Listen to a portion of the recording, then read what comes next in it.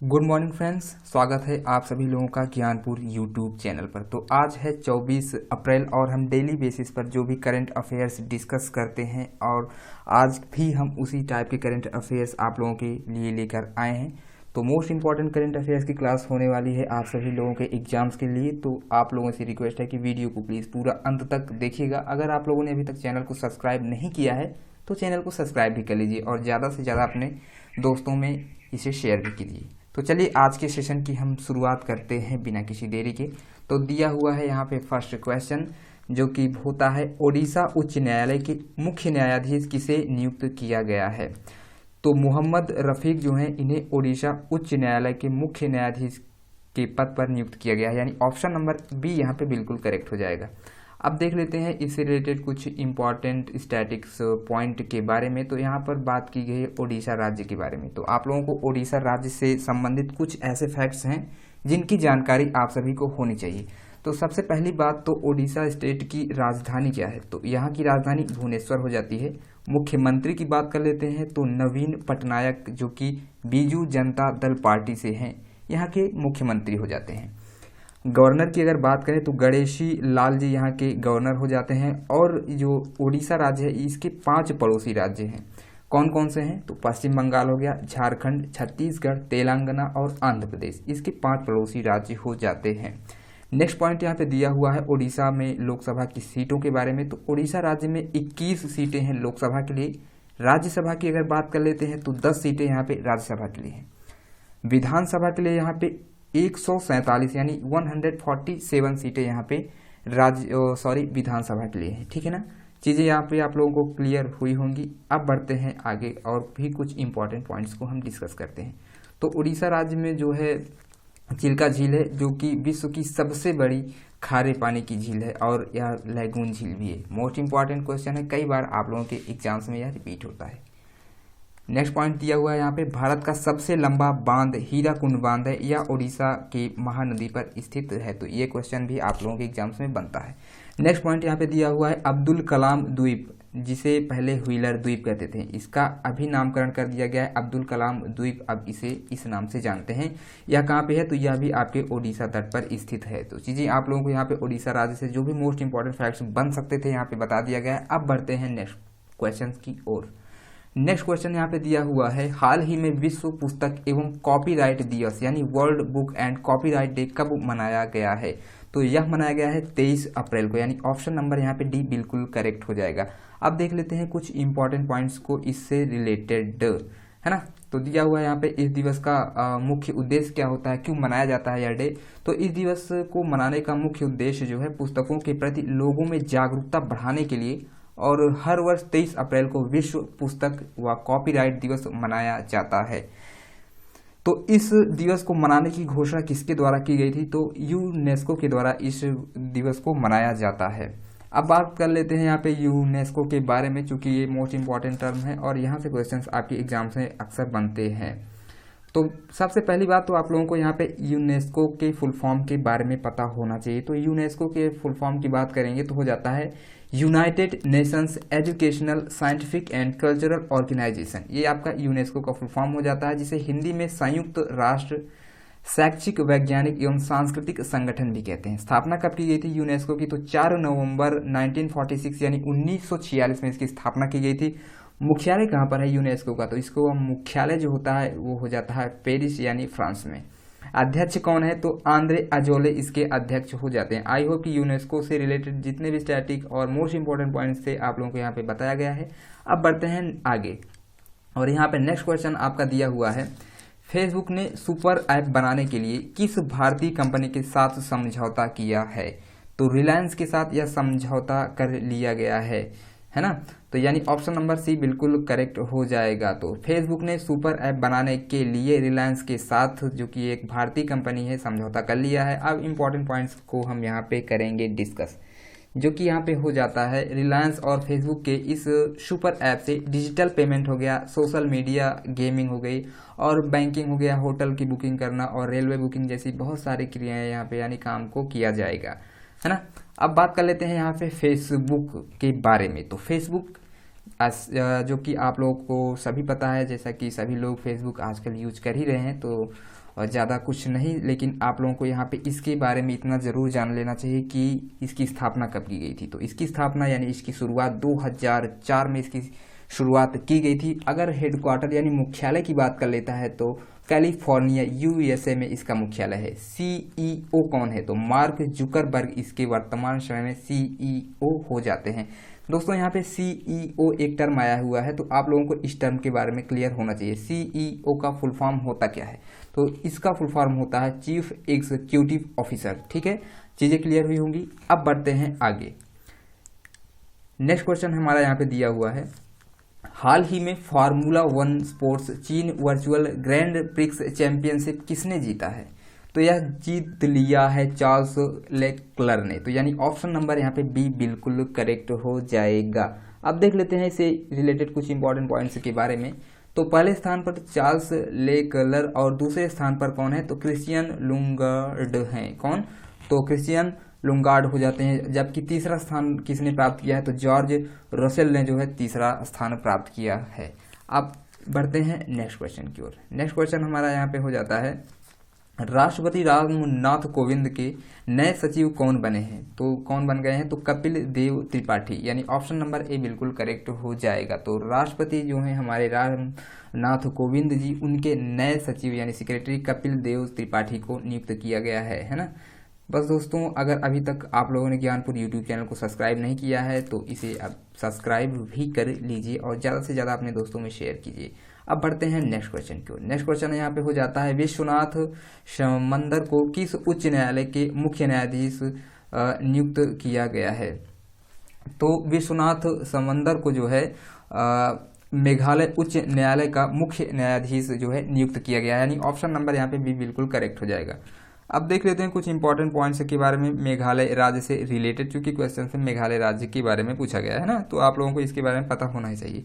तो राजधानी मेघालय क्या है? तो शिलोंग यहाँ की राजधानी हो जाती है। स्थापना कब की गई थी? तो 21 जनवरी 1972 यानी 1972 में मेघालय की स्थापना की गई थी। और मुख्यमंत्री जो है कॉनराड संगमा यहाँ के हो जाते हैं, जो कि नेशनल पीपल्स पार्टी से हैं। ठीक है, गवर्नर कौन है? तो यहाँ के गवर्नर जो है वो तथागत रॉय जी हैं। और मेघालय के जो पड़ोसी राज्य है वह एक है, कौन सा है? तो आसाम हो जाता है। ठीक है ना। अब मेघालय के पड़ोसी एक देश के बारे में देख लेते हैं, तो बांग्लादेश यहाँ का एक पड़ोसी देश भी है। यहाँ पर जो है अगर बात करेंगे लोकसभा की सीटों के बारे में, तो 2 सीटें हैं लोकसभा की, राज्यसभा के लिए 1 सीट और विधानसभा के लिए 60 सीटें यहाँ पे है। चीज़ें क्लियर हुई होंगी आप लोगों को। चलिए अब बढ़ते हैं आगे कुछ इंपॉर्टेंट क्वेश्चन की ओर। तो नेक्स्ट क्वेश्चन यहाँ पे है, ई संजीवनी ओपीडी की शुरुआत किस राज्य ने की है? तो यह शुरुआत की गई है हिमाचल प्रदेश राज्य सरकार के द्वारा, यानी ऑप्शन नंबर ए बिल्कुल यहाँ पे करेक्ट हो जाएगा। चलिए कुछ इंपॉर्टेंट पॉइंट्स के बारे में यहाँ पे हम जरूर से जरूर देखेंगे। तो हिमाचल प्रदेश सरकार ने बीमार लोगों को निःशुल्क ऑनलाइन चिकित्सा परामर्श उपलब्ध कराने के लिए ई संजीवनी ओपीडी की शुरुआत की गई है। तो यानी कि इस के माध्यम से जो है जो भी रोगी ग्रसित व्यक्ति हैं उनको निःशुल्क जो है चिकित्सा परामर्श उपलब्ध कराया जाएगा। अब यहाँ पे बात आ गई है हिमाचल प्रदेश राज्य के बारे में, तो यहाँ पे इससे संबंधित कुछ स्टैटिक पॉइंट्स को देखते चलेंगे, चूंकि यहाँ पे क्वेश्चंस आपके अक्सर बनते हैं। तो हिमाचल प्रदेश की राजधानी क्या है? तो जो है शिमला यहाँ की राजधानी है। मुख्यमंत्री कौन है? तो जय राम ठाकुर, जो कि बीजेपी पार्टी से हैं, यहाँ के मुख्यमंत्री हो जाते हैं। अगर बात करेंगे गवर्नर की, तो बंडारू दत्तात्रेय यहाँ के गवर्नर हो जाते हैं। अगर बात कर लेते हैं यहाँ पे लोकसभा सीटों की, तो यहाँ पे 4 सीटें हैं लोकसभा सीटों के लिए, लोकसभा के लिए, और राज्यसभा के लिए यहाँ पे 3 सीटें हो जाती हैं। विधानसभा की अगर बात कर लेते हैं तो 68 यानी 68 सीटें यहाँ पे विधानसभा के लिए हैं। चीज़ें क्लियर हुई होंगी। अब देख लेते हैं यहाँ के मुख्य न्यायाधीश, तो लिंगप्पा नारायण यहाँ के मुख्य न्यायाधीश हो जाते हैं। चीज़ें क्लियर हुई होंगी। चलिए अब देखते हैं आगे। और यहाँ पर कुछ important facts Himachal Pradesh state से रिलेटेड जो कि एग्जाम्स में पूछे जाते हैं, उन्हें भी यहाँ पे दिया गया है, तो इसको भी हम देखते चलेंगे। तो 5 पड़ोसी राज्य कौन है? तो पंजाब हो गया, हरियाणा हो गया, उत्तराखंड, जम्मू और कश्मीर, उत्तर प्रदेश, इसके 5 पड़ोसी स्टेट्स हो जाते हैं। ठीक है। अब हिमाचल प्रदेश की कुछ झीलें ऐसी हैं जो कि मोस्ट इंपॉर्टेंट हैं, उनको भी आप लोगों को पता होना चाहिए उनके बारे में। तो सबसे पहले हम देख लेते हैं सुरताल झील। तो सुरजा ताल झील जो है, ये सुरजा ताल झील जो है हिमाचल प्रदेश में है। नाको झील है, रेणुका झील भी यहीं पे है, चंद्र ताल झील है, खजियार झील है, मछियाल झील और भृगु झील, यह सभी झीलें जो है हिमाचल प्रदेश में। दोस्तों इस पॉइंट को आप लोगों को ध्यान देना है, अगर किसी झील के लास्ट में जो है ताल लगा हुआ है तो अधिकांशतः वो सभी झीलें जो हैं आपके हिमाचल प्रदेश राज्य से ही रिलेटेड होंगी। तो ये चीज़ें आप लोगों को काफ़ी हेल्प करेंगी समझने में कौन सी झील कहाँ की है ना। चलिए और देख लेते हैं, हिमाचल प्रदेश में दर्रे भी पाए जाते हैं, तो कौन कौन से दर्रे पाए जाते हैं उनके बारे में। तो रोहतांग दर्रा हो गया, शिवकीला दर्रा हो गया, बाड़ा लाचा दर्रा हो गया। तो इतने दर्रे जो हैं ये हिमाचल प्रदेश के प्रमुख दर्रे हो जाते हैं। अब बात करेंगे हिमाचल प्रदेश जो है कब इसे पूर्ण राज्य का दर्जा मिला था, तो 25 जनवरी 1971 में इसे पूर्ण राज्य का दर्जा मिला। और हिमाचल प्रदेश की स्थापना हर वर्ष जो है 25 जनवरी को मनाया जाता है। तो स्थापना दिवस कब मनाते हैं, तो 25 जनवरी को हिमाचल प्रदेश का स्थापना दिवस मनाया जाता है। काफ़ी चीज़ें आप लोगों को दोस्तों यहाँ पे क्लियर करा दी गई हैं। अब देख लेते हैं, आगे बढ़ते हैं। नेक्स्ट क्वेश्चन यहाँ पे दिया हुआ है, कोविड-19 योद्धा कल्याण योजना किस राज्य सरकार ने शुरू की है। तो मध्य प्रदेश के द्वारा कोविड-19 योद्धा कल्याण योजना की शुरुआत की गई, यानी ऑप्शन नंबर ए बिल्कुल यहाँ पे करेक्ट हो जाएगा। अब देख लेते हैं कुछ इंपॉर्टेंट पॉइंट्स के बारे में यहाँ पर जो कि स्टैटिक्स बनते हैं आपके एग्जाम्स में। तो इस योजना के तहत आंगनवाड़ी कार्यकर्ताओं को 50 लाख रुपए का स्वास्थ्य बीमा प्रदान किया जाएगा और आंगनबाड़ी कार्यकर्ताओं को डोर टू डोर सर्वे करके बच्चों को पोषण आहार प्रदान करने के लिए हर घर दौरा कर रही है। तो इन चीज़ों को आप लोगों को पता होना चाहिए। अब देख लेते हैं, यहाँ पे स्टेट आई है आपका मध्य प्रदेश, तो इससे संबंधित कुछ स्टैटिक पोर्शंस को। राजधानी मध्य प्रदेश की क्या है, तो भोपाल हो जाती है। मुख्यमंत्री तो शिवराज सिंह चौहान जो कि बीजेपी पार्टी से हैं। गवर्नर लालजी टंडन है। मध्य प्रदेश के उच्च न्यायालय के मुख्य न्यायाधीश की बात करें तो अजय कुमार मित्तल हो जाते हैं यहाँ के मुख्य न्यायाधीश। चलिए आगे बढ़ते हैं, कुछ और भी यहाँ पे डिस्कस कर लेते हैं स्टैटिक पॉइंट्स के बारे में। तो मध्य प्रदेश में लोकसभा के लिए 29 सीटें हैं, राज्यसभा के लिए 11 सीटें हैं और विधानसभा के लिए कितनी 231 सीटें विधानसभा के लिए हैं। मध्य प्रदेश के 5 पड़ोसी राज्य कौन कौन से हैं, तो महाराष्ट्र हो गया, छत्तीसगढ़, उत्तर प्रदेश, राजस्थान, गुजरात, इसके 5 पड़ोसी राज्य हो जाते हैं। अब बात करेंगे मध्य प्रदेश से राष्ट्रीय उद्यान। मध्य प्रदेश से दोस्तों जो भी जितने भी राष्ट्रीय नेशनल पार्क्स हैं उनसे क्वेश्चंस अक्सर एग्जाम्स में पूछा जाता है। तो आपको जितने भी एमपी के नेशनल पार्क्स होते हैं उनके बारे में पता होना चाहिए, है ना। कान्हा राष्ट्रीय उद्यान हो गया, माधव राष्ट्रीय उद्यान हो गया, बांधवगढ़ राष्ट्रीय उद्यान हो गया, पन्ना राष्ट्रीय उद्यान हो गया, सतपुड़ा राष्ट्रीय उद्यान हो गया, वन विहार राष्ट्रीय उद्यान, इंदिरा प्रियदर्शनी पेंच राष्ट्रीय उद्यान हो गया, संजय राष्ट्रीय उद्यान हो गया, मंडला प्लांट फॉसिल, यह सभी जितने भी नेशनल पार्क्स हैं ये सभी नेशनल पार्क्स आपके एमपी में स्थित हो जाते हैं। अब कुछ और इम्पोर्टेंट पॉइंट हम देख लेते हैं। तो कर्क रेखा जो है यह मध्य प्रदेश से भी होकर के गुजरती है। इसके अलावा यह जो है 8 राज्यों से कर्क रेखा कुल मिला करके 8 राज्यों से यह कर्क रेखा गुजरती है भारत के। और उन सभी 8 राज्यों में कौन कौन से शामिल हैं तो आपको यहाँ पे बताया जाएगा। तो गुजरात हो गया, राजस्थान हो गया, मध्य प्रदेश हो गया, छत्तीसगढ़, झारखंड, पश्चिम बंगाल, त्रिपुरा और मिजोरम, यही ऐसे 8 राज्य हैं भारत के जहाँ से यह कर्क रेखा होकर के बिल्कुल गुजरती है।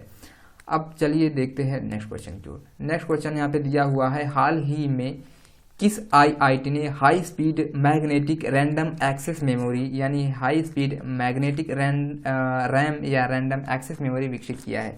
रैम का फुल फॉर्म ही दोस्तों यही होता है, रैंडम एक्सेस मेमोरी। ओके, किसने विकसित किया है तो आईआईटी मंडी के द्वारा विकसित किया है, यानी ऑप्शन नंबर भी बिल्कुल करेक्ट हो जाएगा। कुछ इंपॉर्टेंट पॉइंट्स यहाँ पे हम देख लेते हैं। तो भारतीय प्रौद्योगिकी संस्थान यानी हिमाचल प्रदेश के मंडी में स्थित है। तो कहाँ पे है, अगर बात कर लेता है इसकी से लोकेशन की कहाँ पे स्थित है तो यह कहाँ पे है तो हिमाचल प्रदेश के मंडी में है।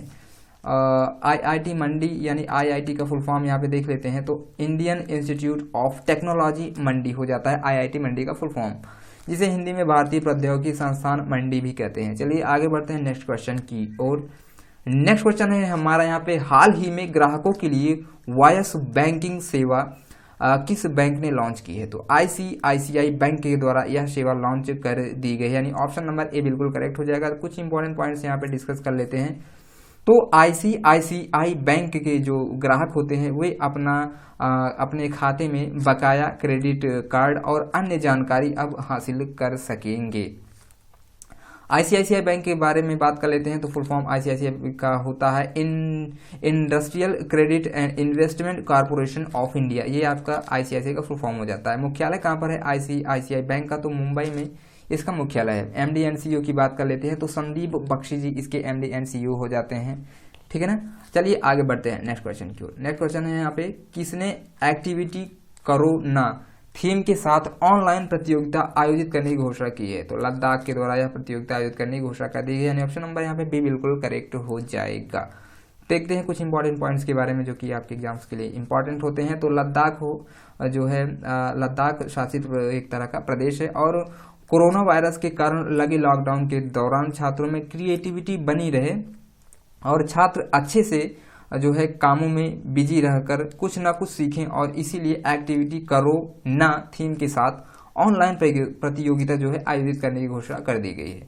तो लद्दाख के उप राज्यपाल कौन है? तो राधा कृष्ण माथुर यहाँ के जो है उप राज्यपाल हो जाते हैं। चलिए आगे बढ़ते हैं और नेक्स्ट क्वेश्चन यहाँ पे दिया हुआ है, किस राज्य में सीमा सड़क संगठन यानी BRO ने डापो रिजो ब्रिज यानी का निर्माण किया है? तो डापो रिजो ब्रिज का निर्माण किया गया है अरुणाचल प्रदेश के द्वारा, यानी ऑप्शन नंबर यहाँ पे बी बिल्कुल करेक्ट हो जाएगा। देख लेते हैं कुछ इंपॉर्टेंट पॉइंट्स के बारे में। तो सीमा सड़क संगठन ने अरुणाचल प्रदेश के सुबनसिरी जिले में सुबनसिरी नदी पर डापो रिजो ब्रिज का निर्माण कर दिया गया। मोस्ट इंपॉर्टेंट नेम है दोस्तों इसके बारे में आप लोगों को पता होना चाहिए। क्या पुल का नाम क्या है? तो डापो रिजो ब्रिज इसका नाम हो जाता है। अब यहाँ पे बात आई है BRO के बारे में, तो BRO को हम यहाँ पे डिस्कस करते हुए चलेंगे। तो सबसे पहली बात तो BRO का आप लोगों को फुल फॉर्म पता होना चाहिए। BRO का फुल फॉर्म हो जाता है बॉर्डर रोड्स ऑर्गेनाइजेशन, ओके, जिसे हिंदी में सीमा सड़क संगठन भी कहते हैं। स्थापना कब की गई थी? तो 7 मई 1960 में इसकी स्थापना की गई थी। मुख्यालय की बात कर लेते हैं तो नई दिल्ली में BRO का मुख्यालय है। डायरेक्टर जनरल की अगर बात करें तो हरपाल सिंह इसके डायरेक्टर जनरल हो जाते हैं। चीजें क्लियर हुई होंगी। अब बढ़ते हैं नेक्स्ट क्वेश्चन की ओर।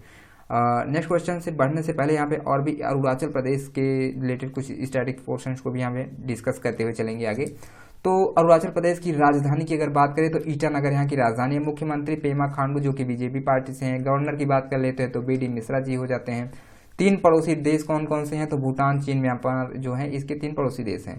2 पड़ोसी राज्य कौन कौन से हैं? तो आसाम हो गया, नागालैंड हो गया, ये 2 पड़ोसी स्टेट्स हो गए इसके। अरुणाचल प्रदेश जो है उसका न्यायालय का जो नाम है वह गुवाहाटी है ना, और इसके उच्च न्यायालय है तो इसके मुख्य न्यायाधीश भी होंगे। कौन है उनका नाम? तो उनका नाम हो जाता है अजय लांबा, है ना। तो अजय लांबा जी हैं इसके मुख्य न्यायाधीश। अब बात करेंगे लोकसभा सीटों के बारे में। तो 2 सीटें हैं यहाँ पर लोकसभा के लिए। राज्यसभा के लिए यहाँ पे 1 सीट और विधानसभा की बात करेंगे तो 60 सीटें हो जाती हैं। कुछ और इंपॉर्टेंट पॉइंट्स के बारे में देख लेते हैं। तो ब्रह्मपुत्र नदी को जो है अरुणाचल प्रदेश में दिहांग के नाम से जाना जाता है। तो ब्रह्मपुत्र नदी जो है किस नाम से जानी जाती है? तो दिहांग के नाम से जानी जाती है अरुणाचल प्रदेश में। चलिए अब आगे बढ़ते हैं। नेक्स्ट क्वेश्चन है यहाँ पर आपका, हाल ही में किसने सबसे बड़ा मुफ्त भोजन कार्यक्रम मिशन अन्ना सेवा या अन्न सेवा शुरू की है? तो रिलायंस फाउंडेशन के द्वारा यह शुरू किया गया है, यानी ऑप्शन नंबर यहाँ पे भी बिल्कुल करेक्ट हो जाएगा। देख लेते हैं कुछ इंपॉर्टेंट पॉइंट्स के बारे में। तो कोरोना वायरस के कारण लगे लॉकडाउन के दौरान रिलायंस फाउंडेशन मिशन अन्न सेवा के तहत 3 करोड़ लोगों तक खाना पहुंचाएगी। इससे और लॉकडाउन में फंसे लोगों को काफ़ी मदद मिलेगी। तो काफ़ी अच्छा और सराहनीय कार्य किया जा रहा है ना, तो रिलायंस फाउंडेशन के द्वारा। चलिए अब बढ़ते हैं नेक्स्ट क्वेश्चन की ओर। नेक्स्ट क्वेश्चन यहाँ पे दिया हुआ है, किस देश के पूर्व प्रधानमंत्री लाइसेनिया कर्से का निधन हुआ है? तो लाइसेनिया कर्से का भी हाल ही में निधन हो गया है। वो फिजी देश के हैं, यानी ऑप्शन नंबर ए बिल्कुल करेक्ट हो जाएगा। देख लेते हैं कुछ इंपॉर्टेंट पॉइंट्स के बारे में यहाँ पे फिजी देश से। तो राजधानी फिजी की सुवा है और करेंसी यहाँ पे फिजी डॉलर चलती है। राष्ट्रपति जॉर्ज कॉनरॉट हो जाते हैं। चीजें क्लियर भी होंगी। अब बढ़ते हैं नेक्स्ट क्वेश्चन की ओर। नेक्स्ट क्वेश्चन और आज का लास्ट क्वेश्चन होने वाला है यहाँ पर आप सभी लोगों के लिए। हाल ही में BMW इंडिया के अध्यक्ष व CEO का निधन हुआ है, उनका नाम क्या है? तो उनका नाम रुद्र तेज सिंह हो जाता है, यानी ऑप्शन नंबर ए बिल्कुल करेक्ट हो जाएगा। आई होप दोस्तों आप लोगों को वीडियो पसंद आया होगा। अगर आप लोगों को वीडियो पसंद आ रहा है तो प्लीज़ चैनल को सब्सक्राइब कर लीजिए और ज़्यादा से ज़्यादा अपने फ्रेंड्स सर्कल में इसे शेयर कीजिए, है ना। चलिए फिर मिलते हैं नेक्स्ट वीडियो में, तब तक के लिए जय हिंद, जय भारत।